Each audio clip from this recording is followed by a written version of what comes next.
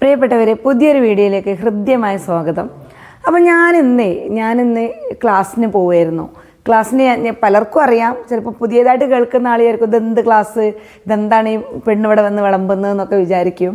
ഞാൻ എൻ്റെ 46ാമത്തെ വയസ്സിലാണ് പഠിക്കാൻ പോണത്. അപ്പോൾ ഈ പോണ സമയത്ത് ഒരുപാട് ചുറ്റിൽ നിന്നും ഇപ്പോൾ പോണ സമയത്തും പരിഹാസത്തോടുള്ള ചിരിയോ അല്ലെങ്കിൽ ഒരു നോട്ടമൊക്കെ ഞാൻ നേരിടാറുണ്ട്. ഈ പ്രായത്തിൽ ഇവിടെ എന്തിനാപ്പം ഇതിന് പോണത്, ഇവർക്ക് വേറെ പണിയൊന്നുമില്ലേ, ഇനിയിപ്പോൾ PSC എഴുതി ജോലിയൊന്നും കിട്ടൂലല്ലോ, ഇനിയിപ്പോൾ ജോലിക്കൊക്കെ ഇവിടെ പോലെ പ്രായമുള്ള ആരെങ്കിലും ജോലിക്കൊക്കെ എടുക്കുമോ, അങ്ങനെ ഒരു ശങ്ക എൻ്റെ ഉള്ളിലും ജനിപ്പിക്കുന്ന രീതിയിൽ പലരും എന്നോട് ചോദിക്കാറുണ്ട്. വേറെ പണിയൊന്നുമില്ലേ, ഉള്ളത് തിന്നുകൊണ്ട് അടുത്തിരുന്നാൽ പോരെ, ഇതുകൊണ്ട് വല്ല മെച്ചമുണ്ടോ, ഇതിന് സമയം ചിലവഴിക്കാനൊക്കെ എവിടുന്നാ നേരം, 3 കുട്ടികളെ നോക്കണ്ടേ, വീട്ടിലെ പണിയൊക്കെ എടുക്കണ്ടേ, വീട്ടിൽ പണിയൊന്നും എടുക്കലുണ്ടാവില്ലല്ലേ, അങ്ങനെ ഒരു ചോദ്യം ചോദിക്കാറുണ്ട്. വലിയ പണിയൊന്നും ഉണ്ടാവില്ലല്ലേ. സാധാരണ എല്ലാ വീട്ടമ്മമാർക്കുള്ള എല്ലാ പണിയും എനിക്കുണ്ട്. നേരത്തെ എണീക്കണം, എൻ്റെതായ പ്രാഥമിക കർമ്മങ്ങളൊക്കെ ചെയ്ത് മക്കളെ എണീപ്പിക്കണം, അവർ 6:15 മദ്രസ പറഞ്ഞേക്കണം, അവർക്ക് ഫുഡ് ഉണ്ടാക്കണം, മകനെ ട്യൂഷൻ പറഞ്ഞേക്കണം, അവൻ 6:30 ഫുഡ് ടേബിളിലാവണം, എന്നാലാണ് അവനക്ക് കഴിച്ചിട്ട് പോകാൻ 6:45 പോകാൻ കഴിയുള്ളൂ. പിന്നീട് സാധാരണ എല്ലാ സ്ത്രീകളും ചെയ്യുന്ന പോലെ അലക്കലും തൂക്കലും വീട് വൃത്തിയാക്കലും അടുക്കി ഒതുക്കലും കുടുംബ ബന്ധങ്ങൾ ചേർത്ത് പിടിക്കലും ഒക്കെ എല്ലാ ഡ്യൂട്ടിയും എനിക്കുണ്ട്, എല്ലാം ഉണ്ട് കേട്ടോ. പക്ഷേ ഇങ്ങോട്ടും എന്തിനാണ്, ഞങ്ങൾക്കൊന്നും ഇതിന് നേരം കിട്ടുന്നില്ലല്ലോ, എനിക്ക് എവിടുന്ന് അതിന് മാത്രം നേരം എന്നൊക്കെ എന്നോട് ചോദിക്കലുണ്ട് എല്ലാവരും. പക്ഷെ ആ നേരം നമ്മൾ ഉണ്ടാക്കിയെടുത്താൽ ഉണ്ടാവും എന്നുള്ളതാണ് ഞാൻ മനസ്സിലാക്കിയിട്ടുള്ളത്. അങ്ങനെ ഞാൻ ഇതേക്കുറിച്ച് ഒരിക്കലെങ്കിലും ഞാൻ എന്താ ചെയ്യണമെന്നൊക്കെ അതിനെക്കുറിച്ച് വേറെ വീഡിയോ ചെയ്യാം. സിസ്റ്റമാറ്റിക്കലായിട്ട് എങ്ങനെയാണ് പോണത്, കംപ്ലീറ്റ്ലി ചിലപ്പോൾ സിസ്റ്റമാറ്റിക്കലായി ചില സമയത്തെങ്കിലും ഇതൊക്കെ ഇടിഞ്ഞു പൊളിഞ്ഞ് വീഴാറുണ്ട് എല്ലാ സിസ്റ്റവും. സാധാരണ എല്ലാ ഇടയ്ക്കൊക്കെ സിസ്റ്റമൊക്കെ ഒന്ന് ഇടിഞ്ഞു പൊളിഞ്ഞ് വീഴണം, നമ്മളൊന്നും കൂടെ ഒക്കെ ഒന്ന് അടിപൊളിയായിട്ട് വരുള്ളൂ എന്നാണ് എൻ്റെ ഒരു പോളിസി. കംപ്ലീറ്റ്ലി ഒരേ പാറ്റേണിലൂടെ നമ്മളെ യാത്ര നമുക്ക് ഒട്ടും സുഖം ഉണ്ടാവില്ല. ചില സമയത്ത് നമുക്ക് മടി വേണം, ചില സമയത്ത് ഭയങ്കര എന്തൂസിയാസം വേണം, ചില സമയത്ത് നമ്മൾ ആക്റ്റീവ് ആയിരിക്കണം, ചില സമയത്ത് നമ്മൾ കുറച്ച് കാം ആൻഡ് കൂളായിട്ടിരിക്കണം. അതൊക്കെ നമ്മുടെ ലൈഫിൻ്റെ ഒരു ഭാഗമാണെന്നാണ് ഞാൻ വിശ്വസിക്കുന്നത്. അപ്പോൾ ഇന്ന് എൻ്റെ യാത്രയിൽ ഞാനൊരു അധികം ഒരു 10-40 ബിലോ 40 ഒരു 36-37 ഓൾഡുള്ള ഒരു ലേഡീനെ പരിചയപ്പെട്ടു ഞാൻ. അപ്പം ഞാൻ എങ്ങോട്ടാണ് പോയത് വെച്ചാൽ, ഞാൻ അപ്ലൈഡ് കൗൺസിലിംഗ് സൈക്കോളജിയാണ് പഠിക്കുന്നത്. ICAൻ്റെ അഫിലിയേഷനോട് കൂടി SRCയുടെ ഒരു കോഴ്സ്, കേന്ദ്ര ഗവൺമെൻറ്റിൻ്റെ ഒരു കോഴ്സാണ് ഞാൻ പഠിക്കുന്നത്. അത് ഗവൺമെൻറ് അപ്രൂവ്ഡ് കോഴ്സാണ്, വാല്യൂ ആയിട്ടുള്ള സർട്ടിഫൈഡ് ആണ്. അപ്പോൾ എന്താ വെച്ചാൽ ഈ യാത്രയിൽ ഞാനിന്ന് വളരെ യാദൃശികമായിട്ട് എൻ്റെ തൊട്ടടുത്തിരുന്ന ഒരു ലേഡിയായിട്ട് സംസാരിക്കാൻ കാരണം വെച്ചാൽ അവരിങ്ങനെ സൈഡിലിങ്ങനെ തിരിഞ്ഞു നിന്നിട്ട് അവരിങ്ങനെ ഒരു ഭാഗത്ത് കൂടെ കണ്ണീരിങ്ങനെ ഒഴിക്കുന്നുണ്ട്. അപ്പോൾ എനിക്ക് ഫീൽ ചെയ്തു, എനിക്ക് തോന്നുന്നു ആരെങ്കിലും കരയുന്ന കാണുമ്പോൾ എനിക്ക് ഭയങ്കര ഫീലാണ്. അല്ലെങ്കിൽ ഏതെങ്കിലും കഥാപുസ്തകങ്ങൾ വായിക്കുമ്പോൾ അതിലെ കഥാപാത്രങ്ങൾക്ക് സങ്കടം വരുമ്പോൾ സങ്കടം വരിക, സിനിമയിലെ കഥാപാത്രങ്ങൾക്ക് സങ്കടം വരുമ്പോൾ സങ്കടം വരിക എന്നുള്ള ഒരാളാണ് ഞാൻ. കരച്ചിൽ കണ്ട സമയത്ത് എനിക്കും വല്ലാതെ ഫീൽ ചെയ്തു. അപ്പം ഞാൻ ഇടിച്ചു കയറി അങ്ങോട്ട് പരിചയപ്പെട്ടേനെ കേട്ടോ. അതിൻ്റെ സ്വഭാവമാണ് തൊട്ടടുത്തിരിക്കുന്ന പോലെ മുഖത്ത് നോക്കി വെറുതെ ഒന്ന് പുഞ്ചിരിക്കുക, അവരിങ്ങോട്ട് പുഞ്ചിരിച്ച് കഴിഞ്ഞാൽ എങ്ങോട്ടാന്ന് ചോദിക്കുക, അപ്പോൾ അവരുടെ വിശേഷങ്ങളൊക്കെ അറിയുക എന്നുള്ളത്. ചിലരൊന്നും മിണ്ടൂല, ചിലർ നമ്മളിനി ചിരിച്ചാലും ചിരിക്കാത്ത ആളുകളുണ്ട്. നിങ്ങളങ്ങനെ ആളുകൾ കണ്ടിട്ടുണ്ടെന്ന് അറിയില്ല, പലപ്പോഴും ബസ്സിൽ നമുക്ക് അങ്ങനെ ഫേസ് ചെയ്യാൻ പറ്റാറുണ്ട്. തൊട്ടടുത്തിരിക്കും അപ്പോൾ അവരെ ഫോണിലേക്കോ അവരൊരു ഹെഡ്ഫോൺ വെച്ചിട്ട് പാട്ട് കേട്ട് ആ ലോകത്തിലേക്ക് മാറിയിരിക്കുന്നത്. പക്ഷെ ഞാൻ അങ്ങനത്തെ ഒരാളേ അല്ല കേട്ടോ. ഞാൻ എൻ്റെ ചുറ്റിലേക്കും കണ്ണ് പരതിക്കൊണ്ട് അതായത് ഏതെങ്കിലും അമ്മമാർ കുട്ടികളായിട്ട് വരുന്നുണ്ടോ, ആളുകൾ വരുന്നുണ്ടോ, നമ്മൾ ആരോഗ്യമുള്ള ആളായതുകൊണ്ട് നമ്മൾ എണീറ്റ് നിന്നിട്ട് അവർക്ക് സേവ് ചെയ്യാൻ പറ്റിയൊരു അവസരം കിട്ടുമെന്നൊക്കെ ശ്രദ്ധിച്ചിരിക്കുന്ന ഒരാളാണ് ഞാൻ. മദർ തെരേസ ഒന്നുമില്ല, എങ്കിലും നമുക്ക് ചെയ്യാൻ പറ്റുന്ന കുഞ്ഞു കുഞ്ഞു സഹായങ്ങളാണല്ലോ അതൊക്കെ. അതുപോലെ ഓരോരുത്തരുടെ മുഖവും അവരെ ഭാവങ്ങളൊക്കെ ഇങ്ങനെ പഠിക്കാനല്ലെങ്കിൽ മനസ്സിലാക്കാനൊക്കെ ഇഷ്ടമുള്ള ഒരാളാണ്. അല്ലെങ്കിൽ പുറത്തൊക്കെ എനിക്ക് തോന്നി അവർ വല്ലാതെ സ്ട്രെസ് അനുഭവിക്കുന്നുണ്ട്, അവർ വല്ലാതെ ഫീൽ ചെയ്യുന്നുണ്ടെന്ന് തോന്നി എനിക്ക്. അപ്പം ഞാൻ ചോദിച്ചു, എന്താണ് എവിടേക്കാണ് പോണത്, ആരുമില്ലേ കൂടെ, മക്കളൊക്കെ ഇവിടെ പോയി എന്നൊക്കെ ചോദിച്ചു. അനാവശ്യമായ ചോദ്യങ്ങളാണെന്നൊക്കെ എനിക്കറിയാം, കാരണം ഒരാളുടെ പേഴ്സണൽ കാര്യങ്ങളിലേക്ക് നമ്മൾ ഒരുപാട് അങ്ങനെ ചകഞ്ഞു പോകാൻ പാടില്ല. പക്ഷെ അവരാ ഒരു കണ്ടീഷൻ കണ്ട സമയത്ത് നമ്മളെ ചുറ്റുപാടിൽ ഒരുപാട് വാർത്തകൾ നമ്മൾ കേൾക്കുന്നതാണല്ലോ. പെട്ടെന്നുള്ള വിക്ഷോഭത്തിൽ മരണത്തെ കൈവരിക്കുന്ന ഒരുപാട് ജീവിതങ്ങൾ നമ്മളെ മുന്നിലൂടെ കടന്നു പോകുന്നു. അപ്പോൾ ആ ചിന്തയൊക്കെ എൻ്റെ മനസ്സിൽ വന്ന് ഇവരെന്തെങ്കിലും തീരുമാനിച്ചിറങ്ങിയതാണോ ജീവിതത്തിൽ, അങ്ങനെയൊക്കെ ഞാൻ അങ്ങനെ മനസ്സിൽ വിചാരിച്ചു. അപ്പോൾ അവർ ഒരു യാത്രയിലാണ്, ഒരു ആത്മീയ ആചാര്യൻ്റെ അടുത്തേക്ക് പോവുകയാണ്. അപ്പോൾ അവരെ പ്രധാന ഉദ്ദേശം അവരെ മനസ്സിലെ വിഷമത്തിനൊരു പരിഹാരം കാണണം എന്നുള്ളതാണ്. അപ്പോൾ എന്താ വെച്ചാൽ അവർ അത്യാവശ്യം നന്നായി പഠിക്കുന്ന കുട്ടിയായിരുന്നു. അവരെ പിതാവ് മരണപ്പെട്ടതോടുകൂടി പഠനം പൂർത്തിയാക്കാൻ കഴിഞ്ഞില്ല. അങ്ങനെ വീട്ടിൽ ഒരു ചെറിയൊരു ഷോപ്പിലൊക്കെ ജോലിക്ക് പോയി സഹോദരങ്ങളൊക്കെ സഹായിച്ച് പഠിക്കാൻ വേണ്ടി നല്ല ഹാർഡ് വർക്ക് ചെയ്തിട്ടുണ്ട് ഇവർ. അപ്പോൾ അതൊക്കെ കഴിഞ്ഞ് അവരൊക്കെ ഒരു സ്റ്റേജിലെത്തി, അവരൊക്കെ വളർന്ന് അവരെ പഠിച്ച് അവരൊക്കെ ജോലിയാവാനായപ്പം അവരൊക്കെ വിവാഹം കഴിച്ചു. ഒരു സഹോദരനും സഹോദരിയാണ് അവർക്കുള്ളത്. 2 പേരെ വിവാഹവും കഴിഞ്ഞു. അപ്പോഴാണ് അവരെ ജീവിതത്തെക്കുറിച്ച് ആലോചിക്കുന്നത്. അവരെ ജീവിതത്തെക്കുറിച്ച് ആലോചിക്കുന്ന സമയത്ത് അവർക്ക് ലൈഫില്ല. അവരെ കല്യാണം കഴിക്കാൻ ഒരു സെക്കൻഡ് മാരേജ് ആയ ഒരാളെ കല്യാണം കഴിക്കാൻ അവരെ മനസ്സ് സമ്മതിക്കുന്നില്ല. അതായത് ഞാൻ എന്തിനാണ് അങ്ങനെ ഒരാളെ കല്യാണം കഴിക്കണമെന്നാണ് അവർ ചിന്തിക്കുന്നത്. ഞാൻ പറഞ്ഞാൽ അവർ 40 ബിലോ 40 ആണെന്ന്. അപ്പോൾ അവരാലോചിക്കുന്നത് ഞാനിനി എന്ത് ചെയ്യും. അപ്പോൾ അവർ ഏകദേശം ഡിഗ്രി ഫസ്റ്റ് ഇയർ വരെ പഠിച്ചിട്ടുണ്ട്. അത്യാവശ്യം നന്നായിട്ട് നല്ല മാർക്കോടുകൂടി അവർ പാസ്സായിട്ടുണ്ട്, 10ാം ക്ലാസ്സും +2 ഒക്കെ. പക്ഷെ തൻ്റെ കുടുംബത്തിനൊരു അത്താണി ഇല്ലാതായപ്പോൾ, അമ്മ എന്ന് പറയുമ്പോൾ ഒരു വകതിരിവില്ലാത്ത, അതായത് പുറത്തൊക്കെ ജോലിക്ക് പോയി ഒരു ആത്മവിശ്വാസത്തിൽ മക്കളെ വളർത്താൻ പറ്റിയ ഒരു ആത്മവിശ്വാസം ഇല്ലാത്തൊരു അമ്മയാണ്. എന്തെങ്കിലും കിട്ടിയാൽ വെച്ചുണ്ടാക്കി മക്കളെ വീടൊക്കെ അങ്ങനെ പരിപാലിച്ച് പോകുന്ന ഒരാൾ. അപ്പോൾ അവിടെ ഒരു അച്ഛന് പകരമായി തീർന്നൊരു മകളായിരുന്നു ഇവർ. അപ്പോൾ അവരന്ന് ഇതിൽ പ്രൗഡായിരുന്നു. അതായത് ആ കാലഘട്ടം ഇവരെ ആശ്രയിച്ചിട്ടാണ് അനിയനും അനിയത്തിയൊക്കെ വളരുന്നത്. അവരൊരു സ്റ്റേജിലെത്തി, അവർ എത്തുന്നത് വരെ ഇവരായിരുന്നു അവിടുത്തെ നേതൃത്വം. എല്ലാ കാര്യങ്ങളും ഇവരോട് ചോദിച്ചിട്ടേ അവർ ചെയ്യുള്ളൂ. അപ്പോൾ ഞാൻ എന്തെല്ലാമാണ് ഈ വീടിൻ്റെ ഒരു അത്യന്താപേക്ഷിതമായ ഘടകം ഞാനാണെന്നുള്ള ഒരു വിശ്വാസത്തിലാണ് ഇവരിതുവരെ മുന്നോട്ട് വന്നിട്ടുള്ളത്. ഞാനതാണ് മനസ്സിലാക്കിയത് കേട്ടോ. അങ്ങനെ ഇവർ 2 കല്യാണം കഴിഞ്ഞു. അനിയത്തി പഠിച്ചുകൊണ്ടിരിക്കുന്ന സമയത്ത് തന്നെ ഒരാളായിട്ട് അഫെയറിലാവുകയും ആ കുടുംബം വന്ന് അവരെ എൻഗേജ്മെൻ്റൊക്കെ നടത്തി അത് കോഴ്സ് കംപ്ലീറ്റ് ആയതോടുകൂടി അവളെ കല്യാണം കഴിച്ച് നിക്കാഹ് കഴിച്ച ആൾ അബ്രോഡ് കൊണ്ടുപോയി. അനിയൻ സെറ്റിൽഡായി, കല്യാണമൊക്കെ കഴിച്ച് ഭാര്യയ്ക്ക് ദൂരെ ജോലി ആയതുകൊണ്ട് ആ നാട്ടിൽ സെറ്റിലായി. ഭാര്യ ഗവൺമെൻറ് ജോലിയുള്ള ഒരാളാണ്, അവിടെ സെറ്റിലായി. പക്ഷേ ഇപ്പോൾ ഇവർ ഒരു ചെറിയ വരുമാനത്തിനാണ് ഇവരിപ്പോഴും ജീവിക്കുന്നത്. ഇപ്പോൾ ഇവർക്ക് പ്രത്യേക ലക്ഷ്യങ്ങളൊന്നുമില്ല. അതായത് രാവിലെ ജോലിക്ക് പോകുന്നു, വൈകുന്നേരം അവർ വീടെത്തി കഴിഞ്ഞിട്ട് അവർ എന്നോട് ചോദിക്കുകയാണ്, പിന്നെ എനിക്ക് വേറെ പണിയൊന്നുമില്ല, ഞാൻ കുറച്ച് നേരമൊക്കെ അങ്ങനെ വീഡിയോസൊക്കെ കാണും, കുറച്ച് പാട്ടൊക്കെ കേൾക്കും, പിന്നെ എനിക്കൊന്നും ചെയ്യാനില്ല, ഒരേ പണിയാണ് ഞാൻ ചെയ്തുകൊണ്ടിരിക്കുന്നത്. പക്ഷെ എനിക്ക് പഠിക്കണം എന്നൊക്കെ ഉണ്ട്. പക്ഷേ എൻ്റെ അമ്മ എന്നോട് ചോദിക്കുകയാണ്, ഒരു മദർ അവരോട് ചോദിക്കുകയാണ്, എനിക്ക് പഠിക്കുന്ന കാലത്ത് എന്തേന്നു പണി, അന്ന് വേഗം ജോലി ഇട്ടിയറിഞ്ഞ് ജോലിക്കാണ്ട് പോയതല്ലേ, ഇപ്പം നീ ഈ പണിക്ക് പോവാൻ ഞാൻ ആരാ ഇവിടേക്ക് എന്തെങ്കിലും കൊണ്ടുവരിക. അതായത് കല്യാണം കഴിഞ്ഞ് പോയ 2 സിസ്റ്ററും ബ്രദറും ഈ വീട് ഇട്ടിപ്പം ഇവിടെ എന്തെങ്കിലും വെക്കണോ, ഈ ചേച്ചിക്ക് എന്തെങ്കിലും സ്വപ്നങ്ങൾ ഇനി ബാക്കിയുണ്ടോ, അമ്മയ്ക്കിനി എന്തെങ്കിലും ആവശ്യങ്ങളുണ്ടോ, വീടിന് എന്തെങ്കിലും അറ്റകുറ്റപ്പണികളുണ്ടോ, ഇതൊന്നും ഇവരെ ഘടകയല്ല. അവരെന്താ ചെയ്യുന്നത് വെച്ചാൽ അവരെപ്പോഴെങ്കിലും വിരുന്നുകാരെ പോലെ വരുന്നു, അവർ പോകുന്നു. ഇവരോട് പ്രത്യേകിച്ച് ചോദ്യങ്ങളോ പറച്ചിലോ ഒന്നുമില്ല.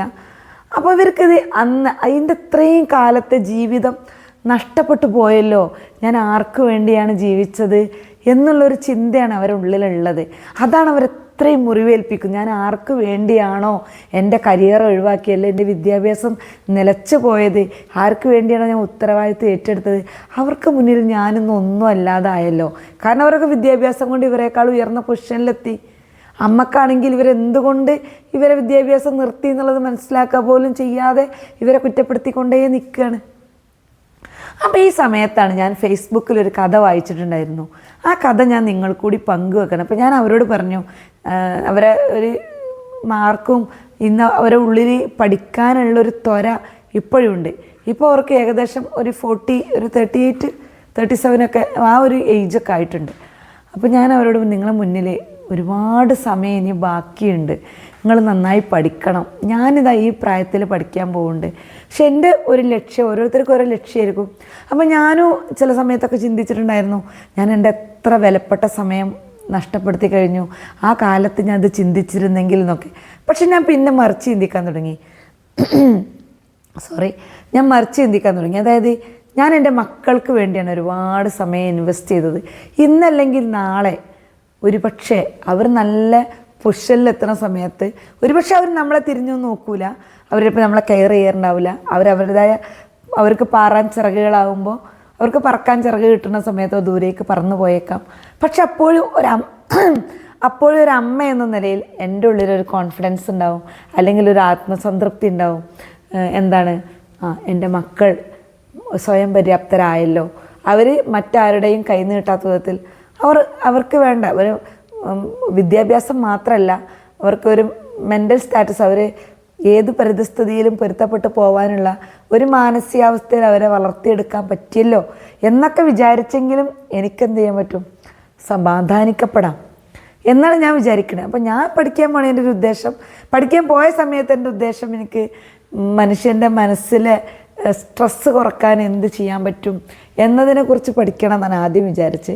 ആ കോഴ്സ് കംപ്ലീറ്റ് ആയി കഴിഞ്ഞപ്പോൾ ഞാൻ വിചാരിച്ചത്, അല്ല, എനിക്ക് ഇതിനേക്കാളേറെ കൂടുതൽ നന്നായി പഠിക്കണം, ഞാൻ പഠിച്ച കാര്യങ്ങൾ മനുഷ്യരോട് പറയണം, അവർക്കും കൂടി അത് ഉപകാരം ഉണ്ടാവണം, അങ്ങനെ എനിക്കും ഇതിൽ നിന്ന് കുഞ്ഞ് ഏണിങ് സമ്പാദിക്കാൻ പറ്റണം എന്നൊരു മോട്ടീവും കൂടെ അതിൻ്റെ കൂടെ ഉണ്ടായി.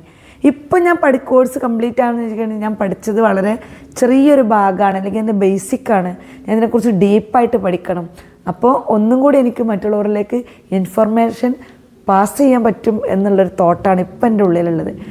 അപ്പോൾ ഈ യാത്രയിൽ ഞാൻ കുറേ സമൂഹത്തിൽ ഒറ്റപ്പെട്ടു പോയ, അല്ലെങ്കിൽ ആളുകളുടെ ശ്രദ്ധയും പരിഗണനയും സ്നേഹവും കിട്ടേണ്ട കുറേ മനുഷ്യരെ കാണാനിടയായി. ആ സമയത്ത് എൻ്റെ മനസ്സിൽ വന്നത് എന്താ വെച്ചാൽ, ഞാനിങ്ങനെ ഒരു സാധാരണ ഒരു മനുഷ്യ സ്ത്രീയായിട്ട്, ഒരമ്മയായിട്ട്, ഭാര്യയായിട്ട്, മകളായി മാത്രം ജീവിച്ചാൽ പോരാ, ഞാനൊരു സാമൂഹ്യ സേവക എന്നുള്ള നിലയിൽ കൂടി ഞാൻ വളരേണ്ടതുണ്ട്. അതിന് ഞാൻ കുറേ മനസ്സിലാക്കേണ്ടതുണ്ട്, മനുഷ്യരിലേക്ക് ഇറങ്ങി ചെല്ലേണ്ടതുണ്ട്. അതൊക്കെ എന്നിലേക്ക് എത്തിച്ചത് ഞാൻ നേടിയെടുക്കാൻ ശ്രമിക്കുന്ന വിദ്യാഭ്യാസമാണ്. ഞാൻ എൻ്റെ പ്രതികൂല കാലാവസ്ഥയെ അനുകൂലമാക്കി മാറ്റാൻ ശ്രമിക്കുന്നുണ്ടെങ്കിൽ നിങ്ങൾക്ക് മുന്നിൽ എന്തില്ല, മറ്റു തടസ്സങ്ങളൊന്നുമില്ല. അമ്മ ഉണ്ട്, നിങ്ങളൊരു ജോലി ചെയ്യുന്നുണ്ട്, നിങ്ങൾ ഈവനിങ് ക്ലാസ്സോ അല്ലെങ്കിൽ ഒരു വീക്കെൻഡ് ക്ലാസ്സോ സെലക്ട് ചെയ്തിട്ട് ഒന്നുകിൽ PSC കോച്ചിങ്ങിന് ട്രൈ ചെയ്യുക, അല്ലെങ്കിൽ നിങ്ങൾ എന്ത് ചെയ്യുക, ഏതെങ്കിലും കോഴ്സുകൾ പഠിക്കുക, നിങ്ങൾ കൂടി സെൽഫായിട്ട് മോട്ടിവേറ്റ് ആവാൻ പറ്റിയ എന്തെങ്കിലും കാര്യങ്ങൾ പഠിക്കുക, ഏതെങ്കിലും പുതിയ സ്കില്ലുകൾ പഠിക്കുക. അങ്ങനെ അവരിപ്പോൾ നിൽക്കുന്ന ജോലിയിൽ അവരൊട്ടും തൃപ്തയല്ല. ഈ ജോലി ഇതുവരെ ചെയ്തപ്പോൾ അവർക്കൊരു മോട്ടീവ് ഉണ്ടായിരുന്നു. എന്തായിരുന്നു?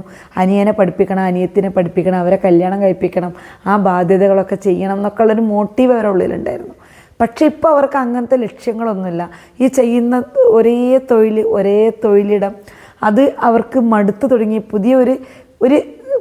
വേറൊരു മാറ്റം, ഒരു പുതിയ മാറ്റത്തോടു കൂടിയ ഒരു വരുമാന മാർഗം, അല്ലെങ്കിൽ ഒരു മാനസികമായിട്ടുള്ള ഒരു പരിവർത്തനം അവർ ആഗ്രഹിക്കുന്നുണ്ട്. അപ്പോൾ ഞാൻ അവരോട് സംസാരിച്ചത് എന്താ വെച്ചാൽ, നിങ്ങൾ പുതിയൊരു സ്കില്ല് കണ്ടെടുക്കണം, അല്ലെങ്കിൽ നിങ്ങൾക്കുള്ള, ഇപ്പോൾ അവർക്ക് പെയിൻറ്റ് ചെയ്യാൻ നല്ല ഇഷ്ടമുണ്ട്, അതുപോലെ യാത്രകൾ ചെയ്യാൻ ഇഷ്ടമാണ്. അപ്പം ഞാൻ പറഞ്ഞു, നിങ്ങളത് തിരഞ്ഞെടുക്കൂ, നിങ്ങൾ യാത്രകളൊക്കെ ചെയ്യൂ, അതിൻ്റെ കൂടെ പുതിയ സ്കില്ല്, അതായത് പെയിൻറ്റിങ് എന്നുള്ളത്. അപ്പോൾ അവർ പറയും, ഞാൻ എൻ്റെ കുട്ടിക്കാലത്ത് ഉപ്പുണ്ടായിരുന്ന കാലത്ത് ഞാൻ എന്തിട്ടുണ്ടായിരുന്നു, നന്നായി വരയ്ക്കുമായിരുന്നു. പക്ഷെ അന്ന് ഉപ്പ എനിക്ക് നന്നായി ചായക്കൂട്ട് പെൻസിലുകൾ കൊണ്ടുവന്നിരുന്നു, കളറുകളൊക്കെ കൊണ്ടുവന്നിരുന്നു. പക്ഷെ ഇപ്പോൾ എനിക്ക് ഉപ്പ മരിച്ചതിന് ശേഷം ഞാനങ്ങനെ ആ കാര്യം ആലോചിച്ചിട്ടേ ഇല്ല. അവരാ സ്റ്റേജിൽ അവിടെ നിൽക്കുകയാണ്. അവരന്ന് എവിടെയാണോ കല നിർത്തിയത് അവിടെ നിന്ന് തുടങ്ങണം എന്ന് ഞാൻ പറഞ്ഞു. അപ്പോൾ അവരുള്ളിലത് ചെയ്യാം എന്നൊരു തീരുമാനത്തിൽ അവരെത്തി. അപ്പോൾ ഞാനിപ്പോൾ നിങ്ങളോട് പലരോടും പറയാൻ ആഗ്രഹിക്കുന്നത്, പറയുന്ന സമയത്ത് കഥ ഒരുപാട് നീണ്ടുപോകുമോ, നിങ്ങൾ എത്രത്തോളം അത് കേൾക്കുമെന്ന് എനിക്കറിഞ്ഞൂടാ. എനിക്ക് മറ്റൊരു ഫോണിൻ്റെ സഹായത്തോടു കൂടി നിങ്ങളോട് ഈ കഥ പറഞ്ഞ് മുഴുവനാക്കാൻ കഴിയുള്ളൂ കേട്ടോ. അപ്പോൾ ഇടയ്ക്കിടയ്ക്കിൻ്റെ നോട്ടം നിങ്ങളിൽ നിന്ന് വ്യതിചലിച്ച് പോവും. അപ്പോൾ നിങ്ങൾ കഥ മതിയാക്കി പോവരുത്. അതായത് പഠനത്തിന് പ്രായമുണ്ട്. അവരെന്നോട് ചോദിച്ച ചോദ്യം അതായിരുന്നു, ഈ പ്രായത്തിലൊക്കെ പഠിക്കാൻ പറ്റുമോ, ഈ പ്രായത്തിൽ പഠിച്ചാൽ വല്ലതും മനസ്സിലാവുമോ, ഇനി നമുക്ക് ഓർമ്മയൊക്കെ കിട്ടുമോ. ഈ അടുത്തായിട്ട് ഞാനൊരു കഥ വായിച്ചിട്ടുണ്ടായിരുന്നു. അപ്പോൾ പഠനത്തിന്, വിദ്യാഭ്യാസത്തിന് പ്രായം ഒരു പ്രധാന ഘടകമാണോ? ജോലിക്ക് അപ്ലിക്കേഷൻ കൊടുക്കുന്ന സമയത്ത് നമുക്ക് പ്രായം ഒരു ഘടകം തന്നെയാണ് കേട്ടോ. പക്ഷേ നമുക്ക് മാനസികമായിട്ട് കൂടുതൽ വളരണം, നമ്മളെ പ്രൊഫൈലിൽ കൂടുതൽ വളർച്ച വേണം, നമുക്കതുകൊണ്ട് സമൂഹത്തിന് എന്തെങ്കിലുമൊക്കെ ചെയ്തു കൊടുക്കാൻ പറ്റുമെന്നുള്ളൊരു കോൺഫിഡൻസ് നമ്മളെ ഉള്ളിലുണ്ടെങ്കിൽ നമുക്ക് ജോലി ചെയ്യാൻ സാധിക്കും. ഏത് പ്രായത്തിലും നമുക്ക് പഠിക്കാനുള്ള ത്വര ഉള്ളിലുണ്ടെങ്കിൽ നമുക്ക് പഠിക്കാൻ കഴിയുന്ന നമ്മളെ പഠിപ്പിക്കുന്ന ഒരു സ്ത്രീയുടെ കഥയാണ് ഞാൻ നിങ്ങളോട് പറയുന്നത്. അവർ 17-ാമത്തെ വയസ്സിൽ കല്യാണമൊക്കെ കഴിഞ്ഞ് കുടുംബജീവിതം നയിച്ചുകൊണ്ടിരുന്ന ഒരു സ്ത്രീയായിരുന്നു. അവർ തൻ്റെ 42-ാമത്തെ വയസ്സിലാണ് ഈ ഡിഗ്രി കംപ്ലീറ്റ് ചെയ്യുന്നത്, BCom കംപ്ലീറ്റ് ചെയ്യുന്നത്. BCom കംപ്ലീറ്റ് ചെയ്തതിന് ശേഷം അവർ 50-ാമത്തെ വയസ്സിൽ ഒരു CA പാസ്സാവുകയാണ്. 50-ാമത്തെ വയസ്സിൽ CA പാസ്സായതിനു ശേഷം അവർ ഇപ്പോൾ നിലവിൽ അവർക്ക് 86 വയസ്സായി. ഈ പ്രായത്തിൽ അവർ ചാർട്ടേഡ് അക്കൗണ്ടൻ്റായി വളരെ ആത്മാഭിമാനത്തോടെ ജോലി ചെയ്ത് ജീവിക്കുന്നു എന്നുള്ളതാണ്. ചെന്നൈയിലുള്ള പത്മാവതി ഹരിഹരൻ എന്ന് പറഞ്ഞ ഒരു ലേഡിയുടെ കഥയാണ് ഞാൻ നിങ്ങളായിട്ടൊന്ന് പങ്കുവെക്കുന്നത്. ഇതുപോലെ അതായത് ഒരു പ്രായം കഴിഞ്ഞ് പലപ്പോഴും 25, 22, 26, 30 വയസ്സായി കഴിയുമ്പോൾ എനിക്ക് വയസ്സായി, 2 മക്കളും ഉമ്മയായി, ഞാൻ ഒന്നിനും ചെയ്തിട്ട് കാര്യമില്ല, എനിക്കിനി പഠിക്കാൻ കഴിയില്ല എന്ന് ചിന്തിക്കുന്ന അല്ലെങ്കിൽ പഠിക്കാൻ ആഗ്രഹിച്ചിട്ടും ഇതേ ചിന്തകൾ കൊണ്ട് പഠിക്കാതിരിക്കുന്ന സഹോദരിമാരോടാണ് ഞാൻ പറയുന്നത് കേട്ടോ. അപ്പോൾ എനിക്കിന്ന് അപ്പോൾ അവരിന്ന് പുതിയതായിട്ട് BCom രണ്ടാമത് എഴുതിയെടുക്കാം എന്നുള്ളതും കൂടെ തന്നെ എന്തെങ്കിലും പുതിയൊരു കമ്പ്യൂട്ടർ കോഴ്സ് പഠിക്കാം. അവർക്ക് അടുത്ത് അത്യാവശ്യം ഏണിംഗ് ഉണ്ട്. അതായത് അവർക്ക് എവിടെയെങ്കിലും ഈ ജോലി എന്നെ പാർട്ട് ടൈമായിട്ട് വീട്ടിലിരുന്ന് ചെയ്ത് കൊടുക്കാമോ എന്ന് ഞാൻ എൻ്റെ കമ്പനിയിൽ ചോദിക്കട്ടെ. അവരെന്നോട് പറയാണ്, ഈ ജോലി ഞാൻ പാർട്ട് ടൈമായിട്ട് എൻ്റെ വീട്ടിലിരുന്ന് ചെയ്ത് കൊടുക്കട്ടെ എന്ന് ചോദിക്കട്ടെ. ഈ കമ്പ്യൂട്ടർ വർക്ക് തന്നെയാണല്ലോ ഞാൻ അവിടെ പോയി ചെയ്യുന്നത്. അപ്പോൾ ഞാൻ അവരെ വർക്ക് വീട്ടിൽ നിന്ന് ചെയ്ത് പകുതി സാലറി തന്നാൽ മതി, എന്നാൽ തന്നെ എനിക്ക് എൻ്റെ പഠനം പൂർത്തിയാക്കാൻ പറ്റും എന്നവർ കോൺഫിഡൻറ്റോട് കൂടി സംസാരിച്ചിട്ടാണ് എൻ്റെ അടുത്തുനിന്ന് മടങ്ങിപ്പോയിട്ടുള്ളത്. അപ്പോൾ ആ ഒരു സന്തോഷം എൻ്റെ ഉള്ളിലുണ്ട്. ഇന്നല്ലെങ്കിൽ നാളെ അവർ ജീവിതത്തിൽ ഉയർന്നു വരുമ്പോൾ എവിടെയെങ്കിലും വെച്ചിട്ട് എന്നെ ഓർക്കായിരിക്കും. അപ്പോൾ ഞാൻ ആ സമയത്ത് ഈ കഥ നിങ്ങളോട് പറയണമെന്ന് എനിക്ക് തോന്നി. അതായത് ഇന്നത്തെ കാലത്ത് ഫുൾ A+ കിട്ടാത്തതിന് ആത്മഹത്യ ചെയ്യുക, ഭർത്താവ് കുറച്ച് ചീത്ത പറഞ്ഞാൽ ആത്മഹത്യ ചെയ്യുക, അച്ഛനും അമ്മയും ചീത്ത പറഞ്ഞാൽ ആത്മഹത്യ ചെയ്യുക. അങ്ങനെ നമ്മൾ ജീവിതത്തെ പെട്ടെന്ന് നമ്മൾ നിരാശപ്പെട്ട് മരണത്തിലേക്ക് പോകുന്ന സമയത്ത് ഇങ്ങനെ വിജയകഥകൾ പാറിച്ച് ഒരുപാട് കഥകൾ വായിക്കുന്ന സമയത്ത് നമ്മുടെ ഉള്ളിലുള്ളൊരു ഇൻസ്പിറേഷനാണ്, നമുക്ക് ജീവിക്കാനൊരു ത്വരയാണ്, നമുക്ക് എന്തൊക്കെ ചെയ്യാൻ പറ്റും എന്നുള്ളൊരു ആത്മവിശ്വാസമാണ്, നമുക്ക് ഇനി എന്തൊക്കെ ചെയ്തു തീർക്കാനുണ്ടെന്നുള്ളൊരു പ്രതീക്ഷയാണ്. തമിഴ്നാട്ടിലെ മധുരയിൽ ജനിച്ച പത്മാവതിക്ക് കുഞ്ഞിലേ പഠനത്തിനോട് ഭയങ്കര ഇഷ്ടമായിരുന്നു. അവളെ ഏറ്റവും വലിയ ആഗ്രഹം എനിക്കൊരു ബിരുദധാരി ആവണം എന്നുള്ളതായിരുന്നു. പക്ഷേ എല്ലാവരെയും പോലെ 17-ാമത്തെ വയസ്സായപ്പോൾ അവളെ കല്യാണം കഴിപ്പിച്ചയച്ചു. സാധാരണ എല്ലാ സ്ത്രീകളെ പോലെയും അവളുടെ ഉള്ളിലെ ആഗ്രഹങ്ങളൊക്കെ ചവിട്ടിമതിച്ച് കുടുംബജീവിതം എന്ന പുതിയൊരു മേച്ചിൽപ്പുറത്തേക്ക് അവൾ എത്തി. പിന്നെ അവൾ അതിനെ സ്നേഹിക്കാൻ തുടങ്ങി. നമ്മൾ ഓരോ സ്ത്രീകളും അങ്ങനെ തന്നെയാണ്. നമ്മൾ പഠനത്തിനിടയിൽ ജീവിതത്തിലേക്ക് വരുന്ന സമയത്ത്, കല്യാണം കഴിച്ച് കൊണ്ടുവരുന്ന സമയത്ത് നമ്മളെ മനസ്സിലുണ്ടാവും അവിടുന്ന് പഠിക്കാൻ പോകണം, എന്നിട്ട് എനിക്ക് ജോലിക്ക് പോകണം, എൻ്റെ ഹസ്ബൻഡിനെ സപ്പോർട്ട് ചെയ്യണം, മക്കളെ വളർത്താൻ ഒരു സപ്പോർട്ടാവണം, അങ്ങനെയൊക്കെ ഉണ്ടാവും. പക്ഷെ നമ്മൾ ചെന്ന് പെടുന്ന പരിതസ്ഥിതി അനുസരിച്ച് നമ്മളെ സ്വപ്നങ്ങൾ പലപ്പോഴും മൂടി വെക്കും നമ്മൾ. പക്ഷേ നമ്മൾ ഉള്ളിലുള്ള ആ തീ അവിടെ കെടാതെ കെടുക്കുന്നുണ്ടാവും. അങ്ങനെ പത്മാവതിയുടെ ഉള്ളിലും ആ തീ അങ്ങനെ കെടാതെ കിടന്നു. മക്കളൊക്കെ ആയി, അവരെ വളർത്തുക, അവരെ കാര്യങ്ങളൊക്കെ ചെയ്യുക, കുടുംബത്തിൻ്റെ ഉത്തരവാദിത്തങ്ങളൊക്കെ ചെയ്യുക എന്നുള്ള ആ കാര്യത്തിലേക്ക് മുഴുകിക്കൊണ്ടിരിക്കുന്ന സമയത്തും ഈ പഠനം, അതിനോടുള്ള അടങ്ങാത്ത അഭിനിവേശം അവരുടെ ഉള്ളിലൊരു തീയായി ഇങ്ങനെ കിടന്നിട്ടുണ്ടാവും. നിങ്ങളെ പലരുടെ ഉള്ളിലും അങ്ങനെ ഒരു തീ ഉണ്ടാവും. ആ തീയാണ് നിങ്ങൾ ഇനി കത്തിക്കേണ്ടത്. അതാണ് ഞാൻ നിങ്ങളോട് ഈ കഥയിലൂടെ പറയാൻ ഉദ്ദേശിക്കുന്നത്. എനിക്കിന്ന് ഈ സ്ത്രീയെ പരിചയപ്പെട്ട സമയത്ത് ഇങ്ങനെ ജീവിതം കൊണ്ടുപോകുന്ന ഒരുപാട് സ്ത്രീകളുണ്ടാവും നമുക്ക് ചുറ്റിലുമെന്ന് തോന്നിയപ്പോഴാണ് എനിക്ക് ഈ കഥ പറയണം തോന്നിയത്. അങ്ങനെ കാലം കടന്നുപോയി, മക്കളൊക്കെ ഒരു പ്രായം, അവരെ കാര്യങ്ങളൊക്കെ തന്നെ ചെയ്യാനായി എന്ന ഘട്ടം എത്തിയപ്പോഴേക്കും പത്മാവതിക്ക് വയസ്സ് 42ആയി. പക്ഷെ അവരുടെ ഉള്ളിലെ ആ ആഗ്രഹത്തിന് അപ്പോഴും 17ൻ്റെ നിറവുണ്ടായിരുന്നു, ആ തീവ്രത ഉണ്ടായിരുന്നു. 52ാമത്തെ വയസ്സിലും മധുര കാമരാജ് യൂണിവേഴ്സിറ്റിയുടെ വിദൂര വിദ്യാഭ്യാസ പഠനത്തിലൂടെ BCom പൂർത്തിയാക്കി. 42ാമത്തെ വയസ്സിലും പഠനത്തോട് അതീവ താല്പര്യം കാണിക്കുന്ന പത്മാവതിയുടെ ഈ അഭിനിവേശം കണ്ടിട്ട് ചാർട്ടേഡ് അക്കൗണ്ടൻ്റായ CVS മണിയാണ് അവരെ CA എന്ന ഒരു മേഖലയിലേക്ക് അവിടെ ശ്രദ്ധ തിരിച്ചുവിടുന്നത്. നമ്മുടെ നമ്മളെ ഈ ത്വര, അല്ലെങ്കിൽ നമുക്ക് ഏത് പ്രായത്തിലും നമ്മളിതിനേക്ക് ഇറങ്ങിത്തിരിക്കുന്ന നമ്മുടെ ആ ഒരു മനോഭാവം കാണുന്ന സമയത്ത് നമ്മളെ കൈപ്പിടിച്ച് ഉയർത്താൻ, നമ്മളെ ചേർത്ത് പിടിക്കാൻ എവിടെന്നെങ്കിലും ദൈവദൂതനെ പോലെ ഒരാളുണ്ടാവും. അത് നമ്മൾ വിശ്വസിക്കുക. ഇനി അങ്ങനെ ഒരാളില്ലെങ്കിലും നമ്മൾക്ക് എത്തിപ്പെടാൻ പറ്റും. നമ്മളുള്ളിൽ അതിനുള്ള അഭിനിവേശം, ഇച്ഛാശക്തി ഉണ്ടായി കഴിഞ്ഞാൽ മതി. അപ്പോൾ ഈ ആൾ ഇങ്ങനെ CA എന്നുള്ള കാരണം ചെറുപ്പക്കാർ പോലും അത്യാവശ്യം നന്നായിട്ട് പഠിക്കുന്ന, അതിനുവേണ്ടി മാത്രം ജീവിതം ഒഴിഞ്ഞു വച്ചിരിക്കുന്ന, അത്യാവശ്യം നന്നായി പഠിക്കുന്ന ചെറുപ്പക്കാർ പോലും പരാജയം ഏറ്റുവാങ്ങുന്ന ഒരു ഇടമാണ് CA. അവിടേക്ക് എന്നെപ്പോലെ ഒരു ഭർത്തൃമതിയായ ഒരു കുടുംബഭാരമെല്ലാം ചുമലിലേറ്റുന്ന ഒരു സ്ത്രീക്ക് എന്നെക്കൊണ്ടാവോ എന്നൊരു തോന്നൽ അവരുടെ ഉള്ളിലുണ്ടായിരുന്നു കേട്ടോ. അവരാദ്യം ഒന്ന് മടിച്ചൊക്കെ നിന്നു. ആദ്യം മടിച്ചു നിന്നെങ്കിലും അവരാ വഴിയിലേക്ക് വന്നു. 50ാമത്തെ വയസ്സിലാണ് അവർ CA കംപ്ലീറ്റ് ചെയ്യുന്നത്. പക്ഷെ ഒരു പേപ്പർ ഓരോ തവണ എഴുതിയപ്പോഴും അവർ അതീവ കഠിനമായി പരിശ്രമിച്ചെങ്കിലും എല്ലാ പേപ്പറും ഒറ്റത്തവണ തന്നെ അവർക്ക് പാസ്സാകാൻ പറ്റിയെന്നുള്ളതാണ്. അങ്ങനെ 50ാമത്തെ വയസ്സിൽ CA ആയിട്ട് മാറി. ഇന്നവർ നിലവിൽ എന്ത് ചെയ്യുന്നുണ്ട്? ചാർട്ടേഡ് അക്കൗണ്ടൻ്റായിട്ട് വർക്ക് ചെയ്യുന്നുണ്ട്. ആ സമയത്ത് ഒരു 3 മക്കളുടെ അമ്മയായിരുന്നു, ഭാര്യയായിരുന്നു. എങ്ങനെയാണ് അപ്പോൾ നമുക്ക് സ്വാഭാവികമായിട്ട് തോന്നും ഈ 3 മക്കളെ വളർത്തുക, മക്കൾ സ്കൂളിൽ പോവുക, കോളേജിൽ പോവുക. നമുക്കൊക്കെ അറിയാം രാവിലെ മക്കൾ ഉമ്മ എൻ്റെ ബുക്ക് എവിടെ, എൻ്റെ ബാഗ് എവിടെ. അപ്പോൾ അയൽക്കത്തുനിന്ന് ഒരു കുശലാന്വേഷണം നടത്താൻ ഒരാൾ കയറി വരും. അല്ല ചായയൊക്കെ ആയോ, എന്താ പിന്നെ വർത്താനൊക്കെ, കുറേ ദിവസമായല്ലോ കണ്ടിട്ട് എന്ന് പറയുമ്പോൾ ചിലപ്പോൾ ഒരു അരമണിക്കൂറിലേക്ക് നമ്മുടെ അരമണിക്കൂർ കൊണ്ട് ചെയ്യുന്ന ജോലി ചിലപ്പോൾ നമുക്ക് 3-4 മണിക്കൂർ കഴിഞ്ഞിട്ടായിരിക്കും നമുക്കത് പൂർത്തിയാക്കാൻ പറ്റുക. ഈ സന്ദർഭങ്ങളൊക്കെ പത്മാവതിയമ്മ എന്താ ചെയ്തതെന്നറിയോ? പത്മാവതിയമ്മ തനിക്ക് പഠിക്കാനുള്ള കാര്യങ്ങളെല്ലാം ചാർട്ടുകളിലും പേപ്പറുകളിലൊക്കെ എഴുതിയിട്ട് അടുക്കളയിലും ഇരിക്കുന്നിടത്തും കിടക്കുന്നിടത്തും എല്ലായിടത്തും അവരിതൊക്കെ ഒട്ടിച്ചിങ്ങനെ വെച്ചു എന്ന്. ഒട്ടിച്ച് വെച്ചിട്ട് അവരിങ്ങനെ അടുക്കളയിൽ പണിയെടുക്കുന്ന സമയത്ത് പോയിൻറ്റ്സൊക്കെ നോക്കി അങ്ങനെ പഠിക്കും. ഇപ്പൊക്കെ നമുക്ക് അതിനേക്കാളും സൗകര്യമുണ്ട്. കാരണം നമ്മളടുത്ത് വാട്സപ്പ് ഉണ്ട്. അന്ന് പത്മാവതി ഒന്നും പഠിക്കുന്ന സമയത്തൊന്നും അതില്ല. ഫോണിൽ റെക്കോർഡ് ചെയ്തേക്കാനുള്ള സമയമുണ്ട്. ഓൺലൈനിൽ നമ്മുടെ കേട്ട് പഠിക്കാനുള്ള സംവിധാനങ്ങളുണ്ട്.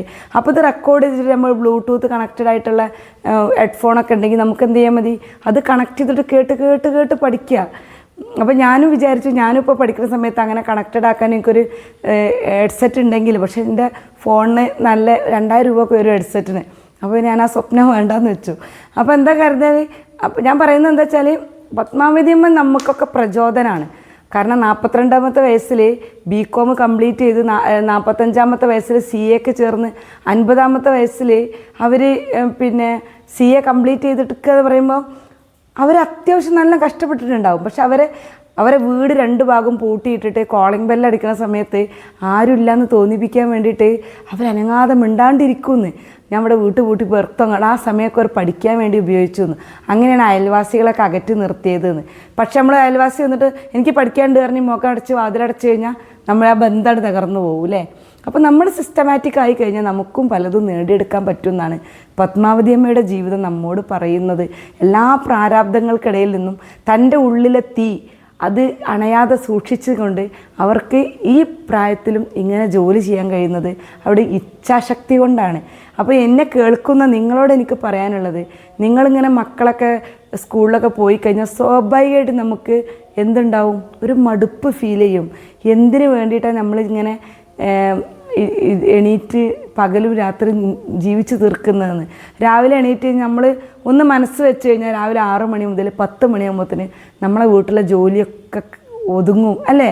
പിന്നീട് നമ്മളെ സമയം നമ്മൾ എന്തിനാ ചിലവഴിക്കുക, കുറേ സമയം വാട്സപ്പിലും ഇൻസ്റ്റാഗ്രാമിലും അതുപോലെ പിന്നെ യൂട്യൂബിലൊക്കെ ചിലവഴിച്ച് കുറച്ചൊക്കെ നമ്മൾ നുണയും കൊതിയൊക്കെ പറഞ്ഞ് അപ്പുറത്തും ഇപ്പുറത്തൊക്കെ ഒന്ന് പോയി കുറച്ച് കോൾ ചെയ്ത് കുറേ നമ്മളെ ഇപ്പോൾ പണ്ടൊക്കെ വിശേഷങ്ങളൊക്കെ നമ്മൾ അവരടുത്ത് ഒരിടത്തേക്ക് പോയാലേ പറയാൻ കഴിയുള്ളൂ.